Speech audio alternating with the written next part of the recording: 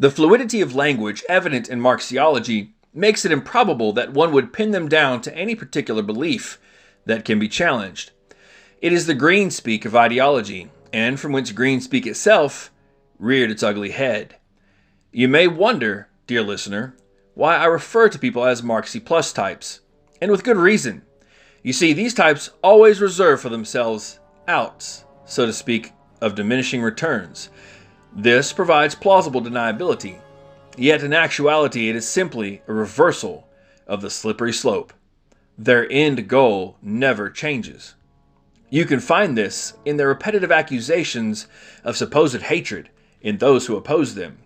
In reality, it is nothing more than projection, as it is quite evidenced that they are some of the most bitter, resentful, and hateful people on the surface of the earth today. Biblically, this outrageous abhorrence is directly linked to their envy and greed. Wrath is cruel, and anger is outrageous, but who is able to stand before envy? This proverb clearly tells us that envy itself is far worse than anger, and even the cruelty of wrath. Such people cannot stand correction. They, in their own eyes, can never be wrong. They truly view even their own shortcomings as perfect. Yet, such belief drives divisions even among their own selves. These divisions are Marxism, socialism, and communism, the last being the supposed end goal, though it must be noted that the list of successful communist countries is appallingly short and includes the following: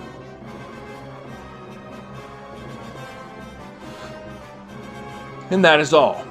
Each of the three is a stepping stone to the next.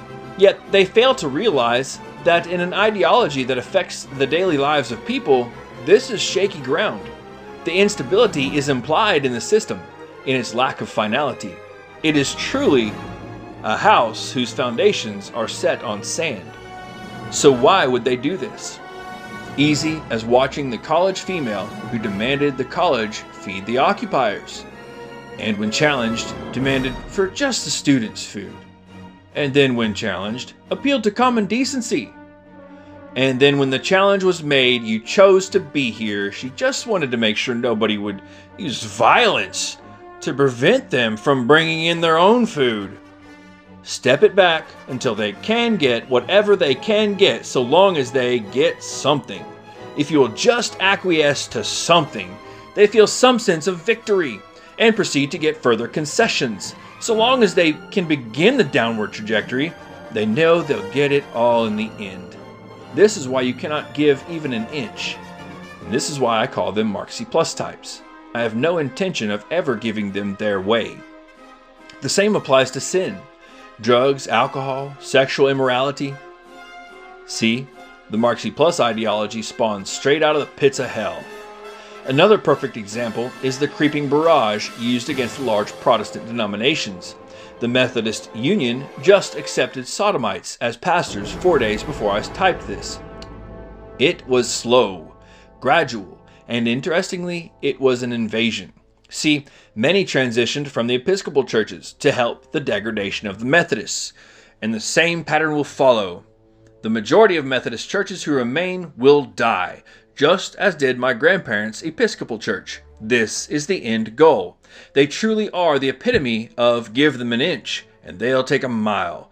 This is the design of their belief system. Marxi Plus is a religion. In future talks, I'll discuss things such as their use of bullying techniques and propaganda tools.